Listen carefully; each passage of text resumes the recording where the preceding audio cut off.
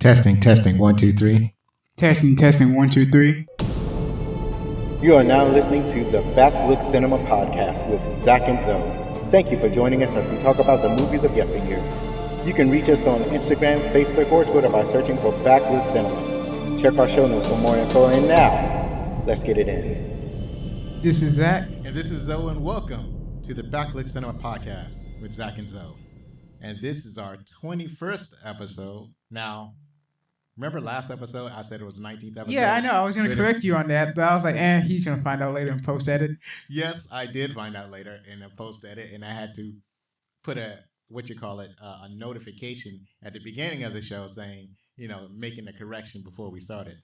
Because all that time I kept saying, this is the 19th episode, It wasn't the 19th episode, it was the 20th episode, and it's kind of messed up because I could have made a big deal about it being the 20th episode. I could have been like, yay, and I could have made all kind of puns and whatnot, but I missed my chance.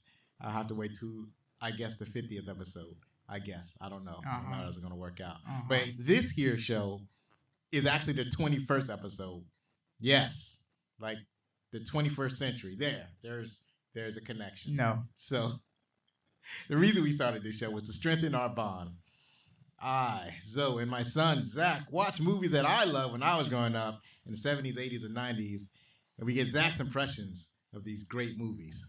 Oh, so you can get t-shirts, hoodies, mugs, face masks, and a bunch of other items at our website, backlookcinema.com.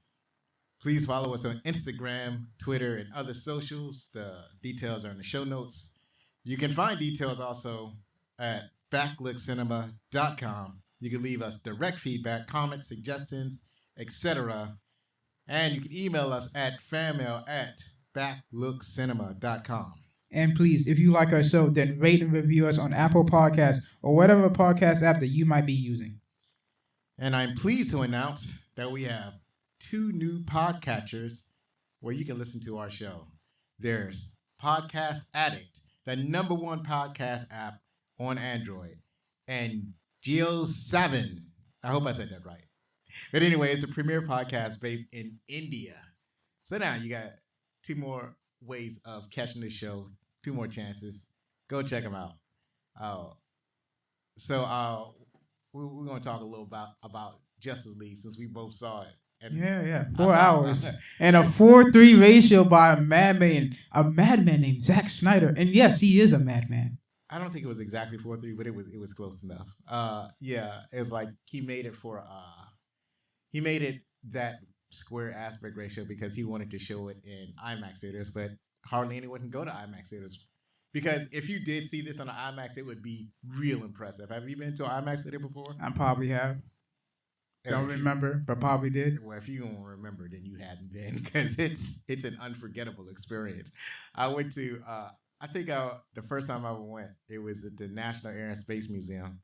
They were talking about going to a movie. I think we went twice. Maybe you did see it, but if you did go, you was a baby because I think I only went to those theaters twice. But at the National Air and Space Museum, they didn't have regular movies. They just had movies that specifically focus on the museum or space or whatever. So the screen is gigantic. It's like looking at a wall, and then there's a picture on it. So I can understand why he would put it in the aspect ratio. And then I think in Batman v Superman, what he did was it was the regular theater aspect ratio, but then in the IMAX theater, whenever it got to the action scenes, it would change up to the IMAX's square aspect ratio. Possibly.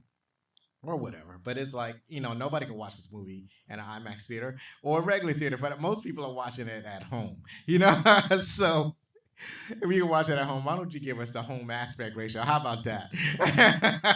He's too much of a madman to do that. But that was the main thing that we did. So what did you think? It was good.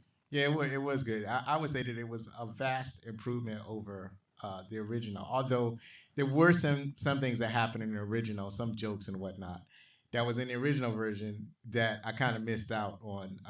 I missed watching the newer version. Like I missed it that Cyborg says "booyah."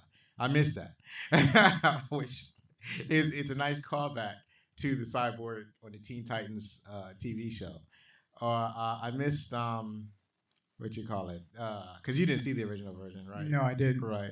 So there in the original version, there's this joke where remember they're all in a meeting. Yeah, I know they're in a meeting, and then Aquaman is letting out his feelings. Right, he letting out his feelings. And then one of them was like, you're sitting on something. Yeah, Batman was cluing him in. Batman was letting know he's sitting. And then he's like, "Oh, I'm sitting on the last of the crew." He was pouring out all his feelings to the group, talking about, "I'm afraid to die. I'll tell you straight up."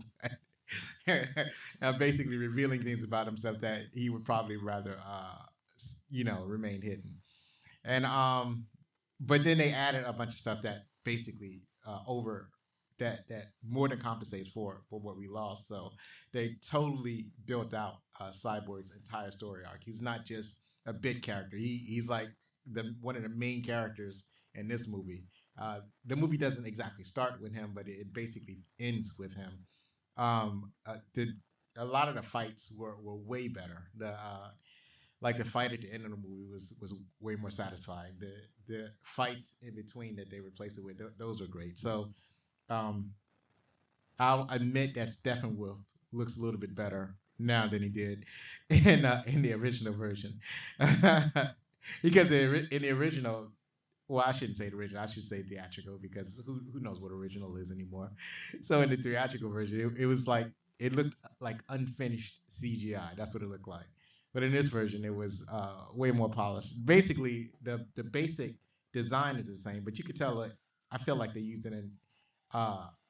They basically rebuilt him, because it is. Well, I don't know. Maybe rebuilt is too strong of a word, but like his face is different, his armor is different, a lot of the proportion of his body is different.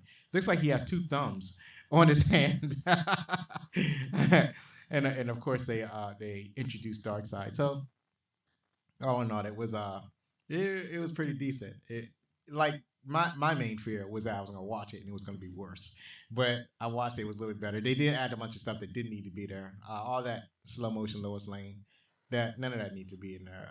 Martian Manhunter, he did not need to be in there. If he had released this theatrically, a lot of that stuff would have been cut out and then added to a special director's edition of the DVD or a Blu-ray. But of course, we didn't get that. So he gave us the Blu-ray edition from Jump Street. So anyway, you got anything you want to say about this? Nope. No, and you didn't see Falcon and the Winter Soldier yet? No. Well, you should watch that. Yeah, That's way better. Uh-huh. So what else you been up to? Nothing much. Been playing the Scott Pilgrim game that was re-released. Right. Man, that's just about it, basically. Right. Ain't read no books. No. Ain't doing nothing like that. No. What other things you could be doing? I mean, I did get 2 figures that I built. Yeah, I expect you to be getting a lot of figures. Yeah, slow down on that. Yeah, all of a sudden you almost got no place to live. As soon as there's gonna be figures, and you ain't gonna have no place to walk around in this room. So I've been still reading my book, or listening to it anyway. I think it's called Deadly Acquisitions or Bloody Acquisitions. You still never wrote it down to make sure you got it right. No, still didn't write. It's something about acquisitions. It's either deadly or bloody, because it has something to do with a vampire. It's just a boring old vampire just trying to be an accountant, and people trying to do him in. It's like, I don't want to suck your blood. I get my blood from a blood bank. I got this deal. I got a dealer for my blood. I just want to do your taxes, run this business. Y'all can miss me with that nonsense. So that's how the book goes. But so he doesn't go out looking for adventure. Adventure finds him. It's a pretty good book. If you know what book I'm talking about, go check it out. Anyways, and I've been playing Outriders because I think it's a limited demo. I don't know if you remember a time. There was a time when you used to get magazines. And they came with a disc. They came with a demo disc. And you could play that demo disc over and over and over again. It was yours. It was a free piece of the game. It might have been 1 level or half a level or something like that, but they were fun. And I just realized, playing the Outriders demo, that companies have largely stopped doing that. There's no demos anymore. So Outriders is refreshing that it's a demo that you can play at least until the end of March. I mean, that's what I feel like game companies should be doing, is releasing demos so people can get a taste of what the game can feel like, so they know if they want to get it or not. Right. Normally what they do is they just deal with like, oh, here's the game trailer. This is not the final game product. Yeah, here's the game trailer. Right. They just do game trailers. Normally what they do is that they give a preview of the game to influencers. So like they'll give them a free copy or whatever, and then the influencers tell you what they think, and that's fine and all. But what about the rest of us? What about the normal people who don't have that kind of access? At times, I feel like they're just doing it so people don't just get the demo. Like, I'm just fine with the demo, and then don't pay for the game. Well, if they just get the demo and don't play for the game, that means that your game sucks or it's not that compelling. Like if they gave, if Avengers was just a demo, then they probably wouldn't have sold a bunch of copies. Or if they gave out, what's that one, Cyberpunk 2077 as a demo, they can cancel Christmas. Nobody would have bought that game. I mean, I understand because when the Scott Pilgrim game first came out, I only played the demo. I was like, I really want to get it, but as a kid, didn't have the money. Right. So I never bothered on asking, "Ooh, can I get this?" Right. So, but that's the thing, though. You get a demo and they give you the taste of the game, and then if it's a good game, you want to buy it. So I actually appreciate that. Hopefully they'll bring it back. They bring back the demo. Actually, I think Xbox is killing that because with Xbox Game Pass, if you got a subscription, you got the whole game already. It don't even matter. Don't matter no more. It don't even matter no more now, I guess. And then I think soon PlayStation will probably follow them, and that'll make demos obsolete. But having a demo is a nice throwback. I'm just sorry that it's a limited time demo. So that's why I've been trying to play it this weekend, and I probably won't get a chance to play it next weekend. But it's an alright game. It just gets way too hard too quick. I mean, if you play Destiny before, you get used to it. Yeah. All you played was Gears of War, so you're not used to it yet. Right. So yeah, I'm not. Well, it's not really my style of play. I like to find cover and take pot shots and then move forward. That's how and that basically Gears of War. That's right. It's way too much going on in the Outriders for me. The enemies are too smart, and I got superpowers, and so do they. So it's a little tough. It's like he has powers and he eats bullets. Come on now, that's a little rough. So anyways, so that's basically all we're doing. So let's see what's next on the docket. I guess I should go ahead and talk about the movie that we're doing right now. And what's that movie called? New Jack City. New Jack City. Stop. New Stop. Jack No. City. No. Living just enough. No. For the city I live in. Just enough. All right, go ahead. A crime lord ascends to power and becomes megalomaniac, while a maverick police detective vows to stop him. Yep, that's about the gist of it. This movie was released on March 8th, 1991 by Warner Brothers. It grossed over $47 million in the U.S. and Canada on an $8 million budget. It had it says middling reviews right here, but it had great reviews. This is a great movie. People love this movie. This is a mega hit. This is a mega hit. They only had to spend $8 million to make this movie, and they made almost $15 million off of $8 million investment. That's incredible. I mean, it worked. Yes, it did work. So this movie stars Wesley Snipes as Nino Brown. I think this is his first starring role, and it's probably the first movie that he appeared in. And he's a prolific actor. He's just had a career that just won't stop. He's an actor that's not going to stay down. He's had some downtime. When he pops back up, he's a superstar. He played Nino Brown. He's appeared in Blade, all of the Blade movies, because he's Blade. He was a Demolition Man, White Men Can't Jump, and more recently, Dolomite Is My Name, and Coming to America 2. And then there's Ice-T. He played Scotty Appleton. He was also in Colors, Tank Girl, Law and Order. Wait a minute, I put Colors. I don't think he was actually in Colors. I think he just sang the theme song for Colors. He sang the main song on the soundtrack. But he was in Tank Girl as a damn kangaroo. And lately, and forever. I think people were born and have died only knowing him from Law and Order SVU. Alan Payne as G Money. He was in The Perfect Storm, CB4, and House of Pain. Chris Rock as Pookie, who was in The Longest Yard, Head of State, Madagascar, Lethal Weapon 5. And yes, we mean all Madagascar films. Right. So, yeah, there's no point. Which one did he play in Madagascar? He was a zebra. Right. I remember clearly. Right. And, excuse me. So, I don't know if CB4 is going to make it on this podcast, but it is a trip. So CB4 actually starred both Alan Payne and Chris Rock. And that movie is a comedy and it's super trip. It's like stupid funny. It's like, it's that kind of funny. It's stupid funny. So,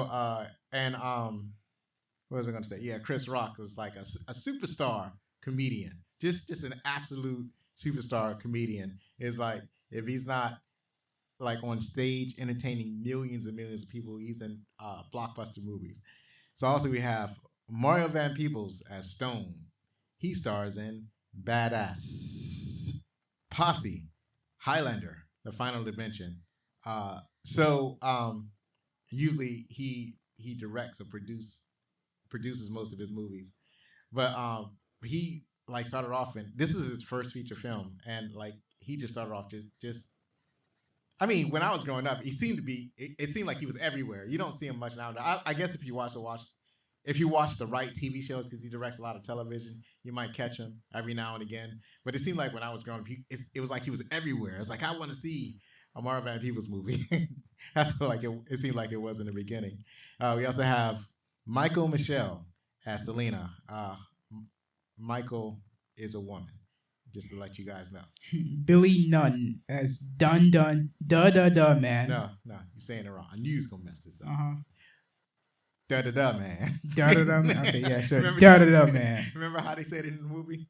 Yeah, because he has a stutter. Yeah, right. Okay. That's Da Da Da Man. He was in Spider-Man. You remember where he was in Spider-Man? No.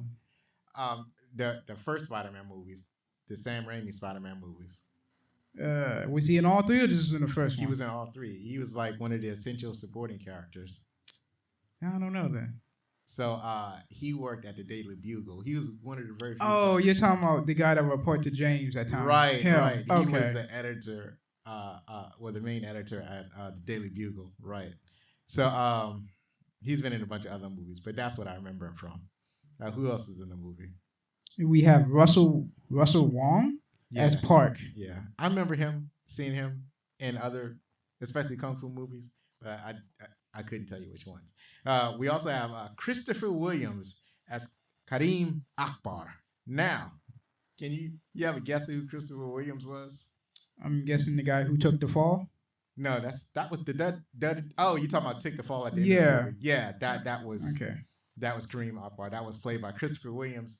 And he's notable. Well, there were a lot of musicians in this movie. You had as like playing roles. So you had Ice-T, obviously. You had, I'm trying to think, who was another one? So you remember that preacher man that was with the drug dealer near the end of the movie? So that preacher man, he was a part of a duo called Ashford and Simpson. So he was in a movie. And you had Christopher Williams in the early 90s. He was a superstar singer, and he had a hit record, and he sang songs like "I Talk to Myself," and it goes, "I talk to myself because there is no one to talk to. People ask me why I do what I do." That's the song. It's a dumb song, right? Yeah. I'm not crazy, right?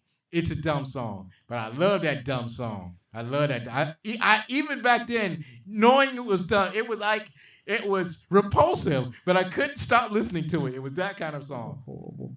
Also, it was Judd Nelson playing Nick Peretti. He was in The Breakfast Club, St. Elmo's Fire, The Transformers, the movie. In the beginning, he was like because of The Breakfast Club and St. Elmo's Fire, these were like the hot item movies, and he was in both of them. So people thought his career was going to just skyrocket and take off. And for some people, it did. But for him, not precisely. It's like early early in his his acting career, you kind of seen him and then he kind of fizzled out. Now you just basically see him on television or cable movies or whatever. But the Transformers, the movie, can you guess what part he played in there? Hot Rod. That's right. He was Hot Rod. I had to take a wild guess. I was like, can't be Optimus. That's a fact. Not Right. Optimus, not Megatron. It has to be someone Right. that had to replace a different Autobot. Had to be Hot Rod. Right. Not Cup. Not any other. Yeah, it was definitely Hot Rod. So also, what's the last actress? Vanessa Williams. She was Kanisa. She was in Candyman, The Flash, and Days of Our Lives. Right. So Vanessa Williams is this is a different actress than Vanessa Williams, the singer and Miss USA. Because I got kind of confused. I had to look it up. So that's what the deal is. This is a different Vanessa Williams. Sometimes they use their middle initial to different each other, but sometimes they don't. So so this Vanessa Williams, all she does is act. She doesn't sing. This movie was directed by Mario Van Peebles. It was his first movie. He also directed Posse, Panther, Badass. I say it like that because there are 5 S's. And perhaps it's supposed to be pronounced Badass, but I'm just going the way it's written. So, Badass. And he directed episodes of Law and Order, Damages, and Empire. It was written by Thomas Lee Wright and Barry Michael Cooper. Cooper. Cooper. Oh, you were so close. So close. The music was by Vassal Benford and Michael Colombier. So Colombier, he was a composer on How Stellar Got Her Groove Back, Foxfire, and Barbed Wire, along with a bunch of other movies. Although I'm not exactly sure what Vassal Benford's role was, but I guess that he dealt with putting the soundtrack together. So this is one of those movies where the main soundtrack isn't the orchestral score. The main soundtrack is the what you call it, the hip hop and pop music that they use throughout the whole movie. Most of this movie was made specifically for this movie, and this was an outstanding soundtrack. It's one of the greatest film soundtracks of all time that was put together by the hottest artists of the early 90s. So I got a sample of some of the songs on the soundtrack. So what was the first one? The first one is New Jack Hustler by Ice-T. Yeah, that was the first song you heard when Ice-T is chasing Chris Rock. Yep. Yeah, it's the first one. So it's like they introduced him and his song on the soundtrack. Also, I'm Dreaming by Christopher Williams. That is also a dumb song. Also a song that I am ashamed to admit that I like. Horrible. Even though at the time Horrible. I knew it was dumb. Horrible. New Jack City by Guy. Right. Really? So, This guy? Okay. right. Oh, no, that guy was an awesome group. So, and you don't even know who Teddy Riley is, and that's a shame.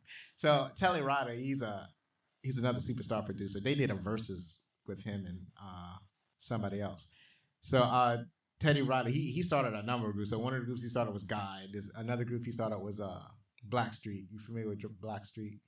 I'm pretty sure. You probably heard the music before. And then another group he did was I can't remember, but it was a third group. Anyways, and he produced a lot of other acts. But and there's a club scene, and you notice that when you're watching this movie, when somebody's singing and they linger on the singers, those are actual singers. They're not just actors. Yeah, I was like, they're the actual singers. They're right. the real It's ones. like the camera's lingering on them way too long. It was like, we paid them. We got to keep the camera on them. We already know the deal. Right. So, well, no, it's not that. It's that they were super hot at the time. So, people who watch the movie, they also love. You also got someone else to put on the list. Who? Flavor Flav, because he was also. He he may not, but he was still in the movie. He had lines. Okay. I mean, yeah. Flavor Flav was in the movie as a DJ.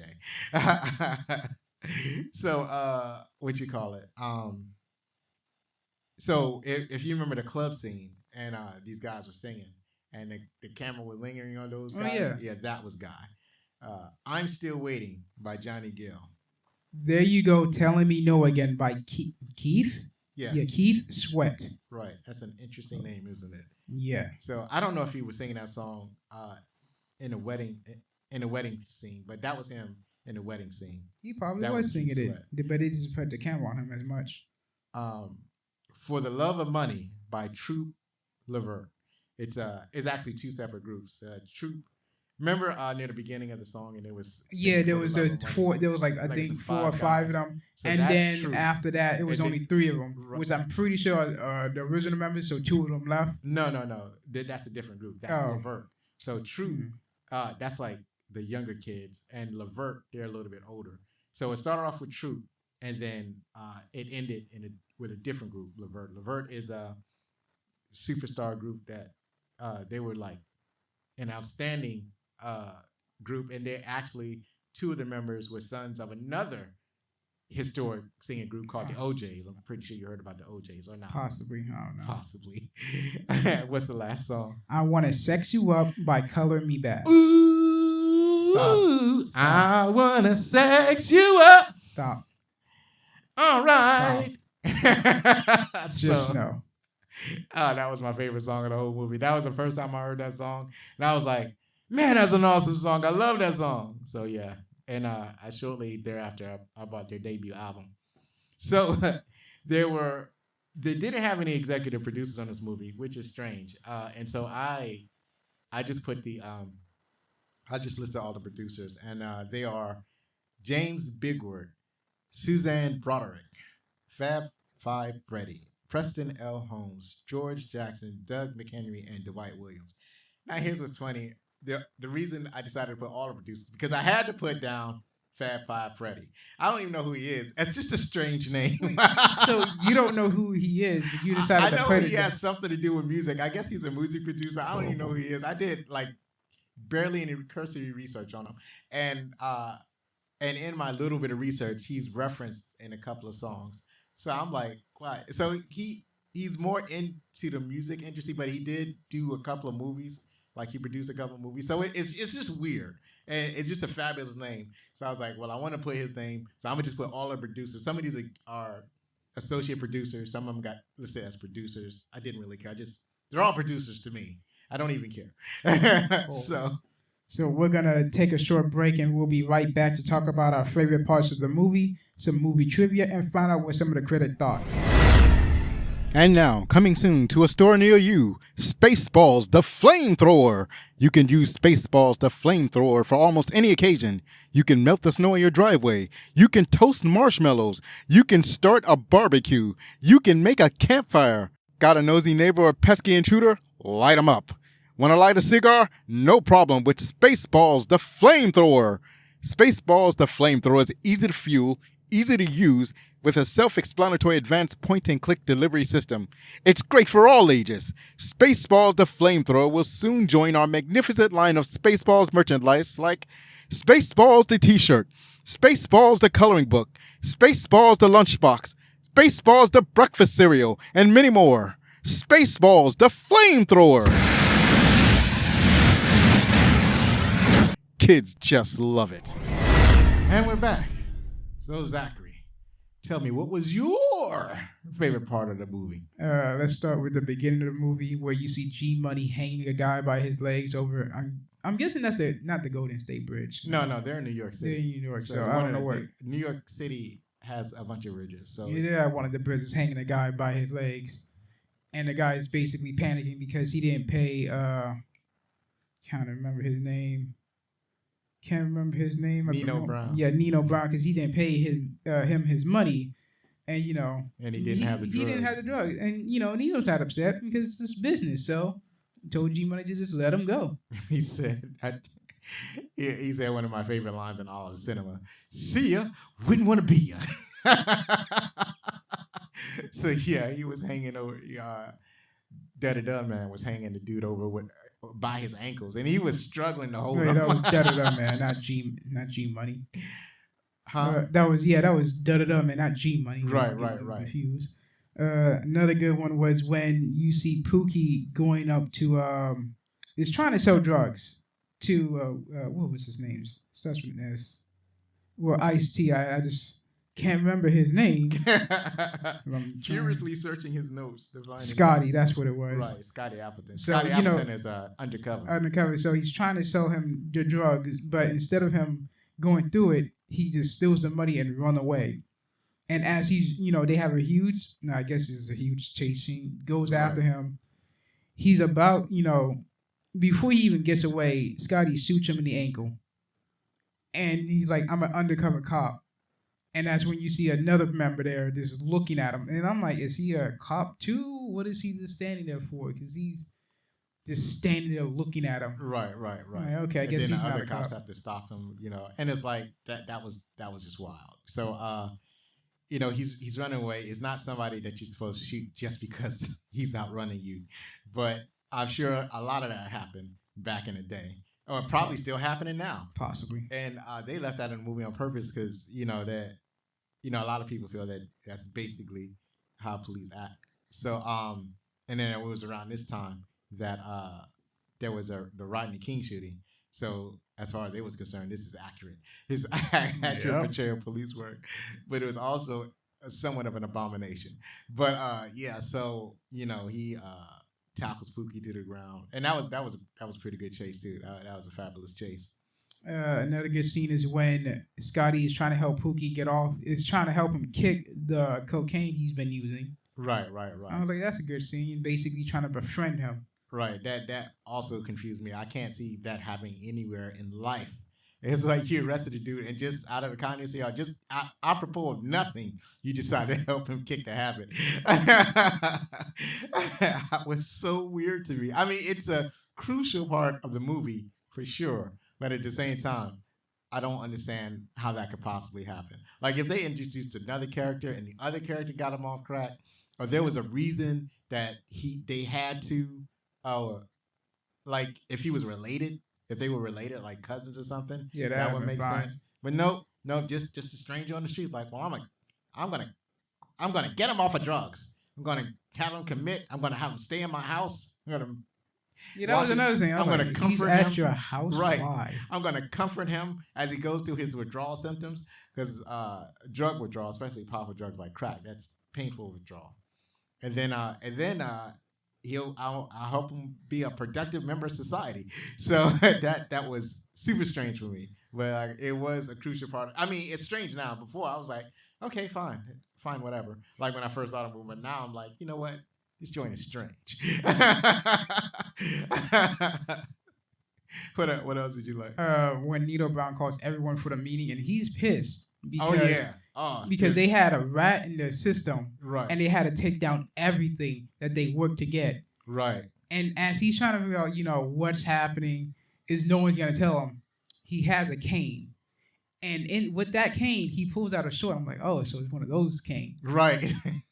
And at this point, you're thinking he's going to go after G Money and stab him.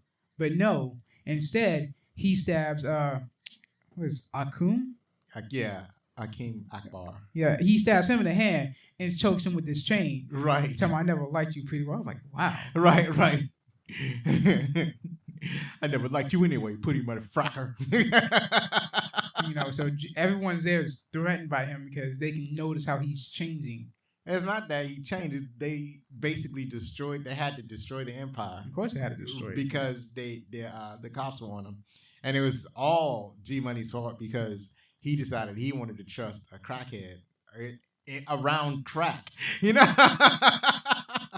trusted a crackhead surrounded by, because he knew that Pookie was a crackhead. They used to sell drugs to him. Yep. So they should have just let it go. It was like, no, you used to be on crack. You can't be in the drugstore where we keep all of the drugs. You might steal some of the drugs, or you might get super high and you can't perform your duties.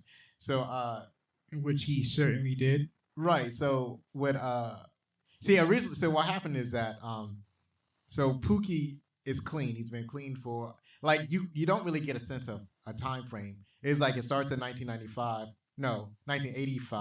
when Pookie first discovers the crack and presents not Pookie, I'm sorry. When G Money first discovers he discovers crack, he sells it on the side. He decides they can make a lot of money. He brings it up to his brother Nino Brown. they're part of CMB, the Cash Money Brothers, I think. So they decide to sell crack almost exclusively. They make a plan and take over an apartment building, and then the movie fast forwards kind of to 1989. So 1985 to 1989. That's the years I was in high school. so fast forward, and basically the empire is just humming along, making like $1 million a week, and so they know what the score is. So while this is going on, by now, Pookie is off of drugs. We have to assume that it's been at least a couple of months since he was a drug addict. I mean, he's still a drug addict, but with the way the montage went on how he was going to the classes, sleeping, training, right. Yeah, you can say a couple of months. At least a couple of months. So he's supposed to be, he's quote unquote clean now. So the detectives, Appleton, and he's saddled with what's his name? The dude played by Judd Nelson. Let me scroll up here and find this information because I'm not on the right part either.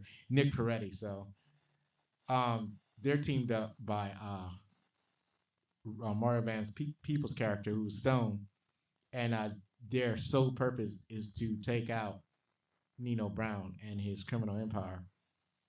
So they decide to trust Pookie, the former drug addict, to infiltrate the Cash Money Brothers apartment building and try to get dirt on Nino Brown, bring the evidence back to the cops, and then but that way taking down Nino Brown's criminal empire. So Pookie does get in, and he's a lookout on the tower. But then the reason that Akbar got stabbed in the hand because he decided he wanted to promote Pookie because Pookie been doing such a good job. So such a good job selling drugs as well. Got them more customers. Yeah, he brought them customers. So he was more than just lookout, but he was also bringing them more customers. So they brought him back to he brings him back to G Money. G Money says, "All right, we'll put you in the drugstore. The drugstore is where they make or put the drugs together. They don't make. Well, I guess they do make the drugs. They make the drugs, put the drugs together. It's like they make scripts in the drugstore, just like a regular drugstore. Yeah. So whatever, like the buyer is like on a different part of the building. So the buyer puts in an order how many vials of crack that he want in the drugstore. After they finish making it, they put in the vials. They put in how many vials whatever dude paid for. They throw it down a chute. And it's a smooth operation. So that's where former drug addict Pookie is, surrounded by drugs. He's so tempted. The first night, he got so close to smoking crack. We was like, no, I'm not going to do it. But then however many nights or weeks later, he's like, he couldn't stop himself. He couldn't resist and just went for it. Yeah, he smuggled at least one vial in his mouth, got home, started smoking crack, and now he's high the next day, and he draws attention to himself. Now G Money comes in, and they notice he's high, and they search him. They see that he's wired, so he's high and wired, and they decide they need to kill him. But also they realize that the gig is up because he's wired. The cops are in on him. They have to burn down the entire building and destroy all of their records and destroy all of the drugs, and then they have to bugger out of there. And I mean, some of the records was on floppy disks, so they had to get those too. Right, they either have to snatch them up or destroy them.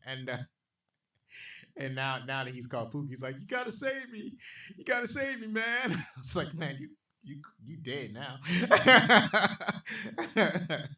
So he went on ahead and back to the meeting where they was at, where dude got stabbed. So G Money's fault, but Akbar's the one that got stabbed. Not only that, G Money is smoking his own crack too. Right, he was smoking crack, but he didn't. And he was responsible with it. Like he wasn't high at work, He kept it at home. What other parts you noticed? Let's see. I'm trying to recall. I guess when Scotty? No. As he looks on his phone. Uh-huh. Hopefully not. Yeah, Scotty. Okay. Basically, he now goes undercover to get evidence of Nino Brown selling drugs. Right. So now that Pookie is dead, and uh, what's his name? Scotty feels that his cover is still pretty good, so he decides to go undercover, be a drug dealer. He's going to be a drug supplier, and he's going to supply the CMB with more drugs as they rebuild their criminal empire.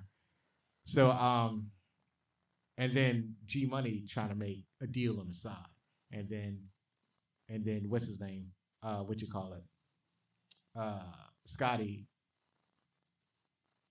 I am so confused what I was about to say.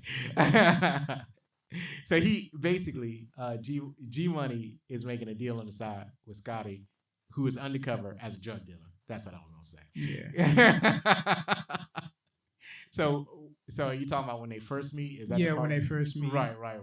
That was pretty good. That was pretty smooth. You're this blindsided guy, and like, you're gonna do as we say. Right. You're gonna get us this meeting with G Money.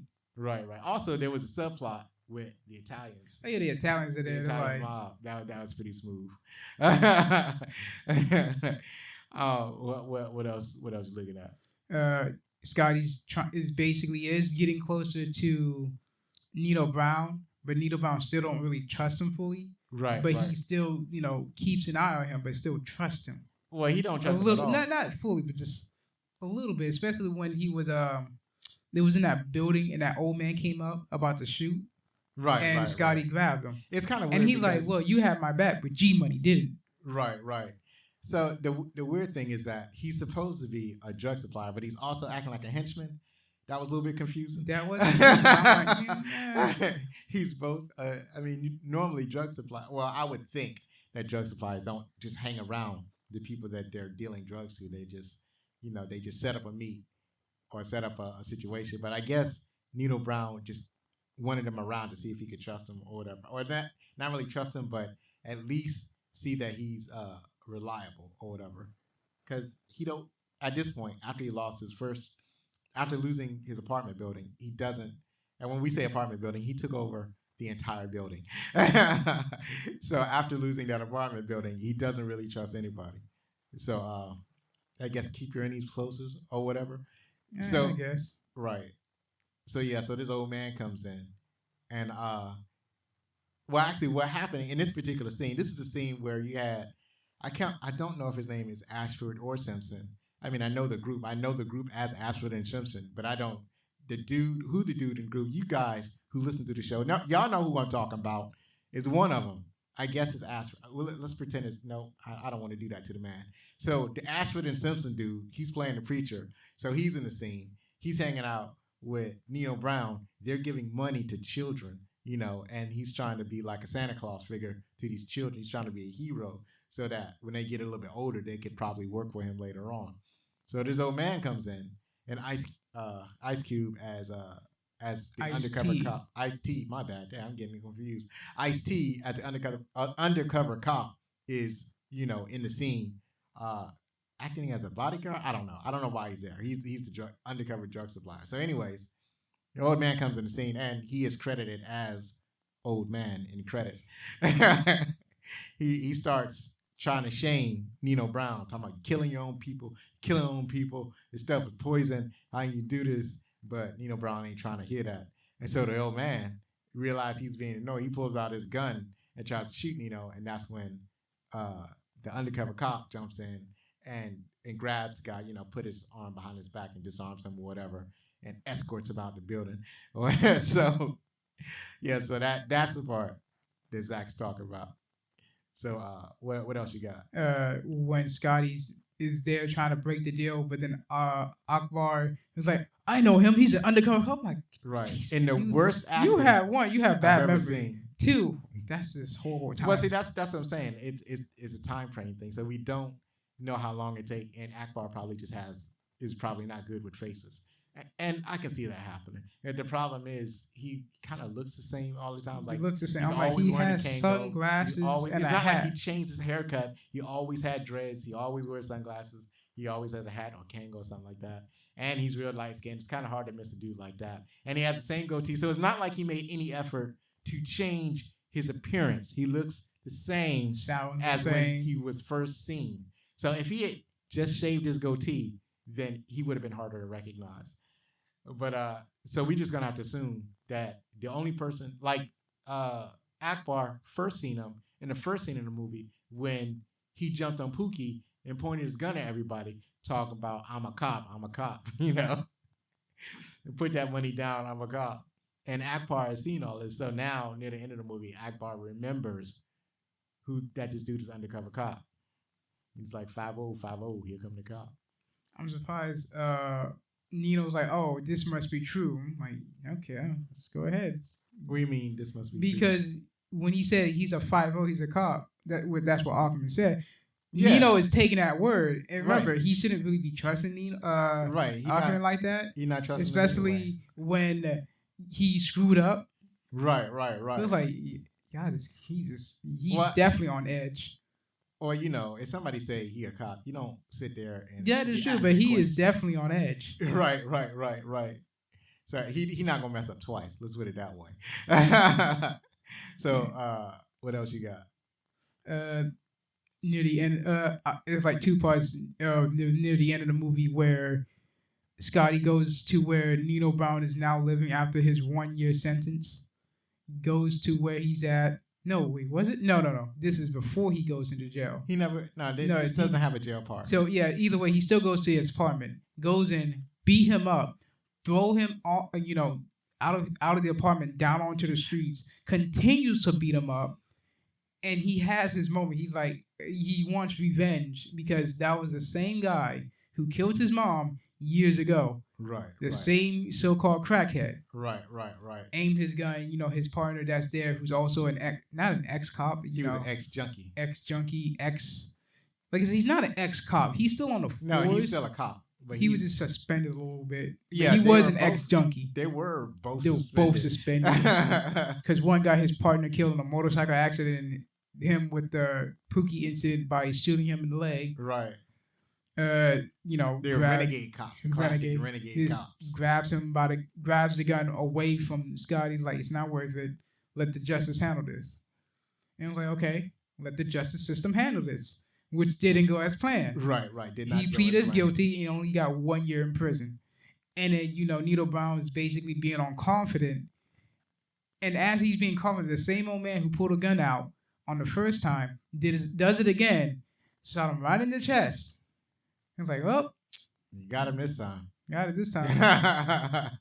He was like, your soul is required in hell. And then because he did warn him that he would rule what he sowed, or sow what he ruled, whatever the phrase is. He would reap what he sowed. Yeah, reap what he sowed. So that was it was a great movie for its time. The only ones who lived throughout that conflict was Akbar. Because everyone else, G Money shot in the head by Nino Brown. Nino Brown shot by the old man. Da man shot by both Scotty and I don't even remember the other guy's name. Was he even Peretti? Just say Peretti. Yeah, Peretti shot him. Right. That was pretty cool. The girl. There was a female with she got shot by the Italian mafia. She was super gun-toted. Yeah, she died stupidly. Why would you go? Why would you run into a hail of bullets? They shoot. Why would you? Also, you have bad aim. Straight up. They all had bad. They She was so gung-ho about shooting, but actually sucked at shooting. You only got like one or two Italians, and then they only got or two people, an innocent bystander and her. And I'm like, you guys have horrible aim. And use a little girl as a shield. I'm like, you're just a horrible. Yeah, he's just a horrible person. Just straight up use the little girl as a human shield. I'm like, wow. Right. And it wouldn't have worked because it would have went straight through her body and it would have hit him. So that was just wild.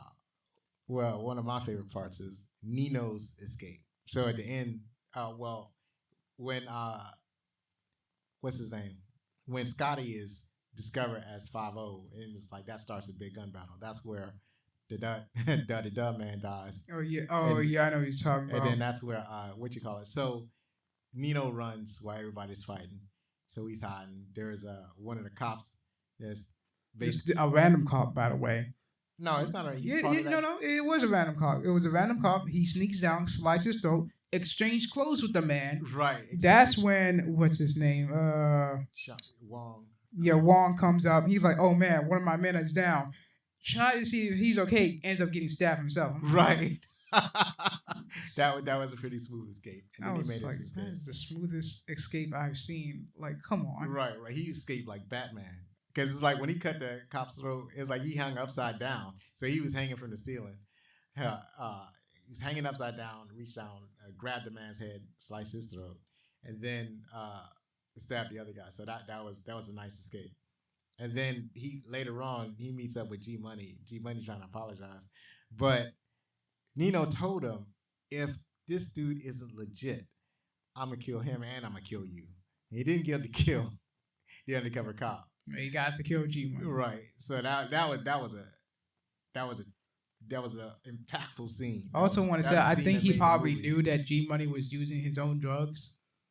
Like, yeah, he probably knew that for a while. And so they was talking about I love you, brother. I love you, brother. And I feel like what G Money wanted to do was like basically bring up how he said that nothing would come in between them. Right. And how he let that one bimbo girl that he had go in between them. Right, but like but you said, Nino's like, but he didn't mean a thing because she's just on the side. Right. No, but it's not. He didn't. No, it didn't mean a thing because he didn't care about anybody.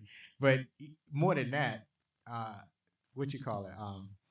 So G Money was upset because he kept talking about the world is mine. The world is mine. It's like the world is mine. I got you the drugs. It was us who did it. Right. Not just you. Right. So he mad because Nino basically embarrassed him. Put him down. He's not being seen as an equal to his brother. He's just seen as like another subordinate that he can just walk all over. And so he was upset about that. So they had this thing where they said, "Am I my brother's keeper?" And then Nino Brown be like, "Yes, I am." Yes, I am, and shot him in the head. So and after that, that's when Ice Cube plays Scotty. I keep saying that. It's Ice-T. Because Ice-T is delicious. Ice Cube is just ice. Ice-T is delicious. So horrible analogy. So Ice-T, they break into his apartment. So a lot of their tactics that they use is very questionable. Like, for example, during the wedding, the scene, the entire gang is at there, and then meanwhile, Peretti sneaks into the gangster's house and breaks through the safe, steals evidence. The problem with all this is that I don't see how any of that is legal. Of course it's not going to be legal. It's like, so if you break into somebody's house, and steal breaking and entering, thief, breaking and entering and steal evidence, like no warrant or anything like that. None of that is admissible in court, so I don't even know what the big deal. What was the whole point of that? I guess they could have copied the data, whatever, and then claimed they got it some other way. They could have done that, and then put the evidence back in the safe. Like, we didn't even go near your house. Right. They would have had to do it that way. It's still, but they never even used that evidence in court. So it was like, what was the whole point of that scene? Work. Oh, they probably use it. We don't know. They didn't show the whole trial. Now, I think the most important thing in the trial was that even though, what's his name, Nino Brown had admitted to being in CMB, being a drug dealer, he said, but it was Akbar. He did the whole thing. He run the operation. I'm surprised my Akbar. You're not going to say anything. You're not going to say, no, that's not, I know you are. I'm like, wow. He was like, if I'm going down, all y'all going down with me. And then he plead guilty and only has to spend a year in jail. And so, walking out all cocky, and that's when the old man shoots him.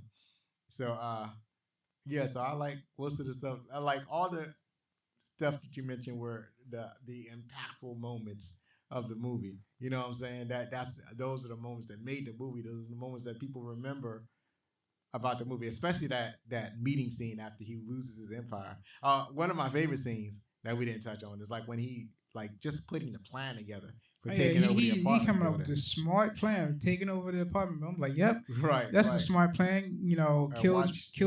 I forgot who it was. He killed one person, and then went to the guy who owned the building, butt naked, with a shotgun in his face. Right, basically embarrassing him in front of a lot of people, so he has no way of coming back. Right. Well, basically just giving up the apartment building to Nino Brown because he doesn't want to get killed. I think he could care less about being naked and embarrassed and more about being shot. So yeah, that was his main concern. But yeah, that dude had a rough life. You see all those stab wounds on his chest? Oh yeah, I was like, goodness gracious, this man He was lived- stabbed, cut a lot. He lived a hard life. It's like goodness gracious, they didn't even heal properly. So yeah, just like just the whole movie just like have some of the most iconic scenes. It's rather quaint for our times now, but like back in the day, man, that movie was powerful. It's powerful for us. The crack epidemic was real and it was present, and it was like we felt like the crack drug dealer was going to shoot us on our steps at any day now. There were like stories in the news about kids being shot by stray bullets and whatnot. And there were, news stories about like whole apartment complex, not whole, the whole building, Just a part of it. but yeah, just a part of the apartment building being taken over by drug dealers. And I just listened to this story on this other podcast called My Favorite Murder. So in that they talked about how there were these drug dealers. Well, it wasn't about the drug dealers, it was about the apartments. The apartments was so bad because basically there were like 4 high rises, and they just warehoused poor people. And so because they warehoused poor people, they just gave drug dealers or criminals, they would just go into apartments and they would just occupy empty apartments. And the apartments didn't have like much of a police presence. So they did on certain floors the very same thing they did in New Jack City. So like, they were depicting like real events happening in a fictional way. So it was just an impactful movie for that time. Let me throw that scene where the old man's chewing at the car for not being there when Nino Brown has taken over the Right. I'm like, right. that is a good reason. Why wasn't there anyone under his jurisdiction there? Right. And the cop was totally ignoring him. I'm like, nope, just Right. not dealing with it. And the cop was like, la la la la la la la, I can't hear you. Right. So yeah, that's I feel like that was just real life right there. So what did you think of this movie? It was good. See, I knew you would like this movie. This is a powerful movie for that time. 1991. This like it hit you to the chest. That's what this movie do. It hit you to the chest. So that's why I wanted to share this movie with you. So now you understand why you needed to see this movie. I'm going to expose you, son. I'm going to expose you to the culture. You're going to know this stuff. And you're going to read some books to learn about the culture. Anyway, moving right along. I got you on trivia. Yeah, I know. So get us off, son.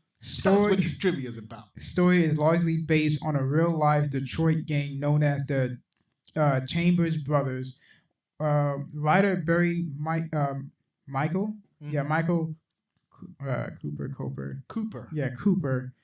Got the idea for the film after visiting Detroit and learning about the gang's exploits. Right. So Mario Van Peebles had formed a friendship with Clint Eastwood when the pair made Heartbreak Ridge, 1986. When Van Peebles took the New Jack City screenplay to Warner Brothers, the studio was interested in the material, but weren't keen on having an unknown as the director/lead actor. He wasn't the lead actor, but anyways. Eastwood personally vouched for Van Peebles and told Warner Brothers to give the kid a shot. The success of the film launched Van Peebles' directing career. Yeah. You get Eastwood on. You get Eastwood's like, give the kid a shot. More likely it was like, give the kid a shot. Something like that. So yeah, that and Heartbreak Ridge, that was a pretty good movie. On Inside the Actor Studios that came out in 1994, Chris Rock claimed that for several years following his acclaimed performance as a crack addict, drug dealer would approach him and put crack and cocaine in his pockets, joking that they thought it was a documentary.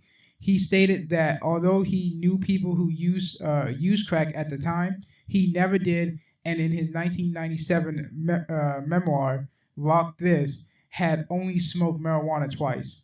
Right. So, They gave him crack. right, they would just give him Like, crack. That's kind of messed up. The chase between Scotty and Pookie was improvised. The original idea was for the chase to be a car chase, but the movie had gone over budget and was in danger of being shut down.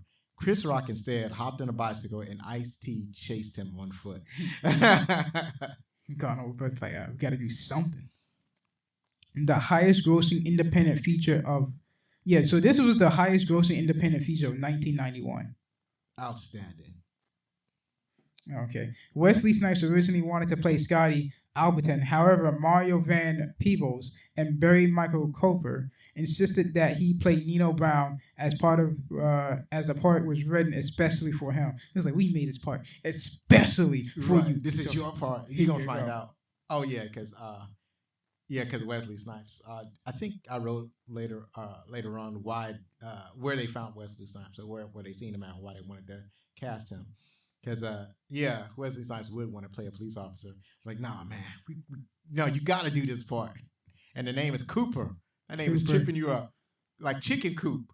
It's COO. The COO was an ooh sound. It's not. Oh, actually, in this context, because because there's copper and such. So copper is 1 O, but look, it's not the same as coop. But anyway, it's Cooper. So anyway, no problem. The story of Nino Brown was based on the Chambers brothers' story. These 4 brothers sold crack in Detroit. Like Nino had his apartment building called the Carter, the Chambers brothers also had an apartment called the Broadmoor. They moved into the 4-story, 52-unit building selling different types of drugs on each floor. They often sold drugs alongside families who already lived in the building, forcing them to leave or deal with the illegal and dangerous activity. Officials have often claimed that the brothers ran their drug operation like a large, very organized corporation. The foursome became nationally known when they were caught on tape counting laundry baskets of money and flaunting their wealth. Ice-T almost refused the role as Scotty because he felt that if the film was a failure, it would negatively affect his rap career. During an interview with MTV's Kurt Loder, back in 1990, Ice-T stated to Loder that he hated the police due to his past connection with the Crips. However, not only was the film a hit, but it would also prove to give him his huge break as an actor. Yeah, because he was like, I don't want to be a cop. I have bad things with them. Right. He had issues with the cop. He did a song called Cop Killer. I don't know when that song, if it came out before or after the movie. But I think the main thing is that he didn't want this movie messing up his cred. It's like, you don't want to play a cop. And then, this movie messing up his street cred, even though if it's a failure, if it's a success, I guess it's all right. But if it's a failure, now your street cred is all messed up. Ice-T recounted in his autobiography that he was cast in the film by being at the right place at the right time. That place was a nightclub, and Mario Van Peebles was also there that night. Mario said he overheard me talking shit in the bathroom, Ice-T wrote. I don't remember this exactly, but apparently I was telling someone, the problem is, if they could put me under a microscope and find one molecule of me that gave a fuck, then they'd have a chance. Van Peebles liked what he heard and told someone that whoever said that is going to be the star of my next movie. He found Ice-T in the club, gave him his number, and convinced the rapper to contact him the next day. Tupac Shakur auditioned for the role of G-Money, but was turned down due to the fact that he looked younger than Wesley Snipes. Shakur would later portray Bishop in Juice, that came out in 1992, a character similar to that of Nino Brown. Which is weird because the person that they eventually chose is also younger than Nino Brown, so that doesn't make any sense. I guess he was definitely younger than the actor they eventually chose. Let me find it. I forgot his name already. So that the actor that they chose to play G-Money Alan Payne. Yeah, Alan Payne. God, I don't remember that name. I just scrolled up faster than you. That's why. No, I forgot that name because I know, I'm familiar with Alan Payne as an actor, so it was weird that I forgot his name. But anyways, I guess he wasn't. He's definitely not as old as Alan Payne is. So I guess they figured that they wanted somebody older than Ice. I mean, older than Tupac Shakur. Tupac Shakur was like a teenager. He was like 18 or 19. So and I think Alan Payne was at least in his 20s. So I done lost my place. The letter K. Oh, thank you. Martin Lawrence auditioned for the role of Pookie. However, he opted out of the film following the death of his mentor, Robin Harris. You know who Robin Harris is? No. That's the dude that did the Baby's Kids joke. That's what he's most known for. I mean, you see him a lot. He's in the movie House Party, and he's done a lot of comedy. But the thing that he is most known for is his Baby's Kids joke. And he did a joke where he took Baby's Kids to what you call it, to Disney World. That's what it was, to Disney World. And the kids running around talking about small world. We Baby's kids. We don't die. We multiply. You should listen to the album. Go ahead. This film and Boys in the Hood that came out in 1991, another film that dealt with drugs, violence, and black communities, were released within 6 months of one another. 5 days before it hit theaters, Rodney King was brutally beaten by LAPD officers, and the photos was broadcast to the world. It was cited as the cause for various disturbance and acts of violence in the cities like New York and Los Angeles, which led it to being pulled from some theaters. Yeah, so that's incredible that footage was caught. So did you ever see the Rodney King footage? I feel like I have. I'm pretty sure I've probably seen it in school. Right. Where guys just getting beaten down by a bunch of cops. It's like, wow. Right. So this is back in the old days. People just didn't have video cameras. They just didn't carry around video cameras. Video cameras are expensive. They're large. They didn't carry them around. So the fact that they caught this incident on tape was miraculous. Nowadays, you can see a couple of videos a week of police behaving badly. But back in the day, it's a miracle that you would catch it. And they must have been doing it a lot. You know what I'm saying? Like brazenly doing it because, nobody could ever get evidence on them. And this is the first time you have video evidence of, police acting the way they do. So now they're a lot more careful because now everybody has a camera. So, oh shoot, I got lost again. Where you left off? What letter was that? Let's see. I'm pretty sure you're going to be on M. I'm on M. So the men singing a song For the Love of Money by Levert are the groups Troop and Levert. Two of the members of Levert are the sons of the OJs. Original member Eddie Levert, Gerald Levert, and Sean Levert. Both sons are deceased. Gerald dying in 2006 and Sean dying in 2008. On Judd Nelson's first day of work, the film security guards who were from Nations of Islam wouldn't let him on. It's the Nation of Islam. Well, the Nation of Islam wouldn't let him on the set. Nelson had to find a payphone and call the producer's office to be allowed in. Jesus, this just gave him a hard time. Like, no, you can't get in. Right. He don't look right. So I guess you're not familiar with the Nation of Islam. No.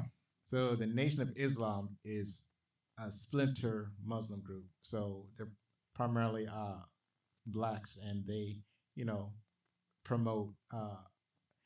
Basically, they promote black excellence for black people. But some of their beliefs are questionable.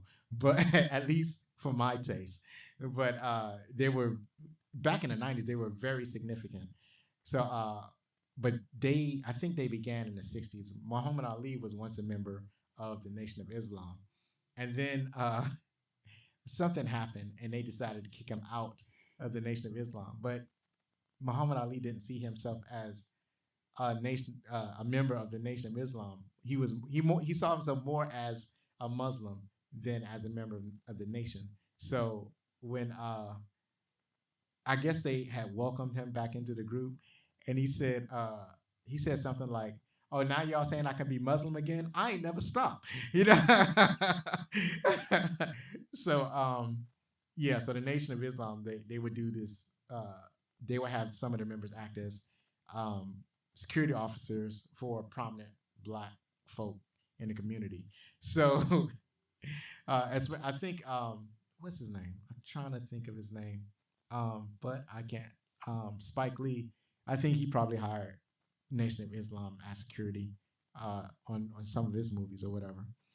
But anyway, they were suspicious of Judd Nelson because he wasn't black, so they didn't let him in. The movie was first theatrically released. Oh shoot, I'm saying this all wrong. The movie was the first theatrically released feature film that Mario Van Peebles ever directed. Wesley Snipes and Christopher Williams just so happened to go to school together at SUNY, the Southern University of New York. While Snipes was doing a one-man show on campus, Williams decided to help with the lighting and the backstage stuff. Wesley remembered him, and after he got a role of Nino Brown, he got in touch with the casting director so Williams could audition. The first word heard in the film when the studio logos appeared on screen, "You are about to witness the strength of street knowledge," is the opening line of the NWA song Straight Outta Compton. That's right. You're about to witness strength of street knowledge. I'm pretty sure he says strength with an F. That's what I heard. I heard the strength. Okay. I could be wrong. It could have been strength, but I imagine it as strength. Anyways, Orange Juice Jones was originally cast as G Money, but he was replaced with Alan Payne. The film being screened at Nino's Palace following Scarface, 1983, is Sweet Sweetback's Badass Song, 1971. Directed by Mario Van Peebles' father, Melvin Van Peebles. Mario makes his theatrical debut in that film. So you can see the connection between Sweet Sweetback's Badass Revenge, and then later on, Mario Van Peebles does a movie called Badass. See the connection? I don't know if it's supposed to be a direct sequel, or maybe I should watch both of those films and figure that out for myself. So so Orange Juice Jones, I'm pretty sure he's a one-hit wonder. The only song that I remember that he sang was something about walking in the rain. That song that goes, I saw you and him walking in the rain. You were holding hands and I'll never be the same. You're done? Yeah, I'm done. So yeah, that's the only song I know that he did. One hit wonder, but that was a hit. So I wanted to make note that I have an award section for this movie because this movie won the NAACP Image Award, Outstanding Lead Actor in a Motion Picture for Wesley Snipes. So that's notable. So you said you thought this movie was good. Let's see what the critics think. Critics gave this 77% on Rotten Tomatoes. That is certified fresh. Or is it just fresh? I think 100% or certified. No, well, you know what? It's fresh, okay? It's fresh. And audience gave it 80%. They liked it way more than the critics. And IMDb reviews, where we got all of our trivia from, gave it 6.7 out of 10. All right, so J.R. Jones from Chicago Readers thought this... though this is often played like a 70s cop show, it becomes a prototype for the bling heavy gangster melodrama of the 90s. Yeah, they did wear a lot of bling though, didn't they? Yeah. TV Guide wrote, we all know New Jack City is making the right statement on drugs, racism, the system, etc. But the fact is it's not very good. You know what? Whatever, TV Guide. Yeah. Robert Ebert from Chicago Sun-Times. Robert Ebert. We encountered this man before. Okay. Read along, son. Let's see what this person says about this movie. Okay. The movie was advertised, no doubt wisely, as a slam-bang action adventure, but in fact, it's a serious, smart film with an impact that lingers after the lights goes up. Oh, he actually did a thoughtful review. I'm shocked.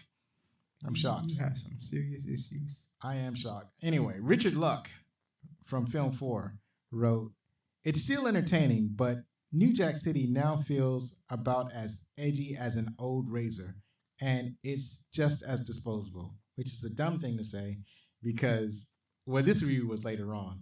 It was in, I think this review comes from 2003, but and the movie was in 1991.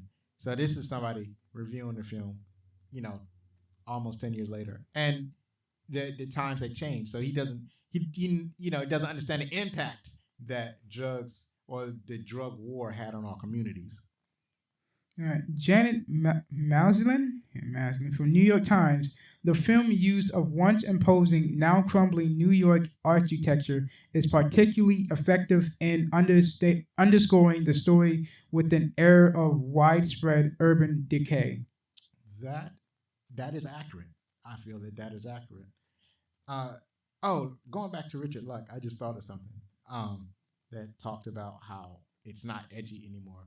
Is that it's because Nino Brown had made a good point. He was like, the only reason that this we're the drugs is bad, or that we say drugs is bad, or because I'm in the life of drugs. This all this violence is your fault because you made it illegal. You made it illegal. It didn't work with prohibition. So why do you think it'll work with drug? Which is a very prescient thing to say. It's impactful because now you see they're starting to legalize certain drugs, or at least decriminalize like marijuana. Yeah, they're focusing on marijuana. But I think one of the states, I forgot which one, is one of the Northwest states. They want to decriminalize all drugs, like no matter what they are. It's like, it's not worth all this money and all this manpower over a type of, over substances that, it's not bothering anybody else. Like the only reason that they're shooting over drugs or killing people over drugs because it's illegal as a black market item. But if it's no longer a black market item, then, you're not shooting and killing people anymore. At least that's the theory. That's the theory that they're going by. So that's why they're going to the efforts of decriminalizing drugs. And I think that instead of incarceration, they're going to focus on rehabilitation. So, yeah, we're starting to get the message that New Jack City was trying to make. So, New Jack City is currently available on HBO Max. The next episode, Star Trek, First Contact, because I need me some outer space stories. We need to go back to outer space. Beam me up, Scotty. No. You got anything more? No. That's it? Okay. Yep. Well, once again, if you like this show, then please rate us, write a review, and share it with someone. Believe me, it matters. As a matter of fact, somebody that I've been in contact with on the Instagrams, they had I think they were on the Audio Oddities podcast. So they were like, they agreed with me that Roger Ebert is trash. This is from a lot of people. Right. So the folks at Audio Oddities agrees with me. Shout out to them. Anyway, be safe, hug your loved ones, and be outstanding.